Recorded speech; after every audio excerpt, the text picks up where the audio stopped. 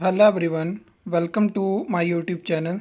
इस वीडियो में हम बात करने वाले हैं हिमाचल प्रदेश रोस्टर सिस्टम के ऊपर। और एग्जांपल के लिए हम जूनियर इंजीनियर सिविल इन पीडब्ल्यूडी डिपार्टमेंट रोस्टर सिस्टम पे बात करेंगे।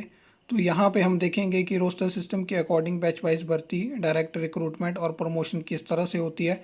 तो ज़्यादा ना टाइम वेस्ट करते हुए चलिए स्टार्ट करते हैं। सबसे पहले टोटल 100% रिक्रूटमेंट होगी, तो वहाँ से 45% जो होगी वो डायरेक्ट रिक्रूटमेंट होगी, मतलब कि टेस्ट के थ्रू वो रिक्रूटमेंट होगी। उसके अलावा 30% जो होगी वो बैच वाइज रिक्रूटमेंट होगी, और 25% जो है वो प्रमोशन के थ्रू रिक्रूटमेंट होगी। ठीक है।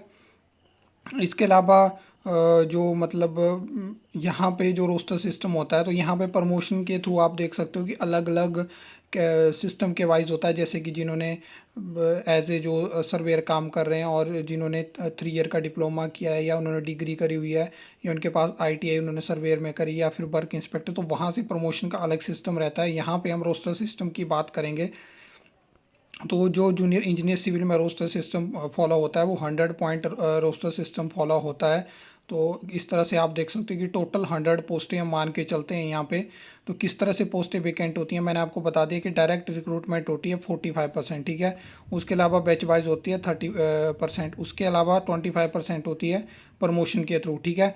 तो यहाँ पे एग्जाम्पल के लिए हम पहले मानते हैं कि अगर 20 पोस्टें मतलब वेकेंट चल रही है जैसे डिपार्टमेंट में, तो उसका मतलब ये नहीं है कि मतलब डायरेक्ट वहाँ पे सिस्टम फॉलो होगा। उसमें आप यहाँ पे नंबर देख सकते हो कि पहली पोस्ट, 7वीं पोस्ट, और 10वीं पोस्ट, 13वीं, 15वीं, 17, 19, ये जो हैं टोटल 3 3 6 और 7 पोस्टें जो होंगी वो डायरेक्ट रिक्रूटमेंट में जाएंगी। ठीक है। उसके बाद 2, 9, 12, 16, ये 4 पोस्टें बैच वाइज भर्ती में जाएंगी। उसके अलावा 18, 3, ये जाएंगी आपकी प्रमोशन के थ्रू। 4, 11, ये भी प्रमोशन के थ्रू। 5 प्रमोशन के थ्रू। 20 प्रमोशन के थ्रू। 6 प्रमोशन के थ्रू। 8 और 14 भी प्रमोशन के थ्रू। तो कुछ इस तरह से रोस्टर सिस्टम फॉलो होता है। तो यहाँ पे 100 पोस्ट के लिए ये 100 पॉइंट रोस्टर सिस्टम है। फिर ये दोबारा वैसे ही रिपीट होता है, मतलब जैसे 200 पोस्टें आप मान के चल पड़ो, तो पहली 100 के लिए इस तरह से फॉलो होगा, नेक्स्ट 100 के लिए फिर से शुरू से रोस्टर सिस्टम फॉलो होगा। फिर उसके बाद जैसे 45% डायरेक्ट रिक्रूटमेंट में चलेगी।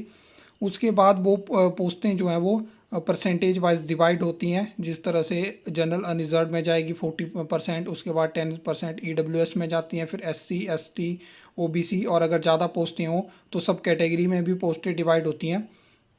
तो कुछ इस तरह से ये सिस्टम वर्क करता है। बाकी अदर के लिए भी ऐसा ही रोस्टर सिस्टम रहता है। और अगर आप रोस्टर सिस्टम को समझना चाहते हो, जैसे आपकी कोई जेबीटी है, कोई टीजीटी है, तो आपको क्या करना है, आपको आरएनपी रूल्स उनके जो हैं वो डाउनलोड करने हैं। वहाँ पे आपको ये रोस्टर सिस्टम मिल जाएगा। उसके अलावा जो बैच वाइज भर्ती रहती है वो नॉर्मली आपको थोड़ी लेट देखने को मिलती है डायरेक्ट रिक्रूटमेंट के मुकाबले। और प्रमोशन जो आपको है वो पता है कि हर साल चलती रहती है। जो भी एम्प्लॉय होते हैं उनकी एसीआर जाती है, उसको वो अप्रूव होती है, उसके बाद जो एलिजिबल कैंडिडेट होते हैं वो प्रमोट हो जाते हैं। और इसके अलावा आपके कोई और सवाल हैं इससे रिलेटेड, तो आप कमेंट सेक्शन में कमेंट करके बता सकते हो।